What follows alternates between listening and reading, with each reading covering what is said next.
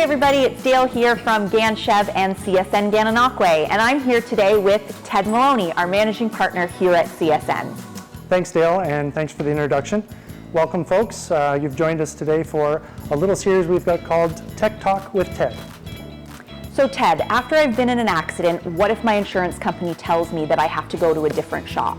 Well, Dale, the first thing I would say is it's your vehicle and it's your decision where it's fixed. So some insurance company will actually try to push you to go to other shops where they get a discounted rate. But the question is, do you really want the repairs done by the lowest bidder?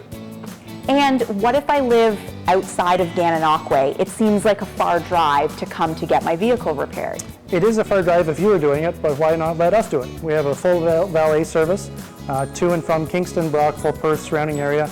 We'll come get your car, get it repaired, get you in a rental, and return it back to you good as new.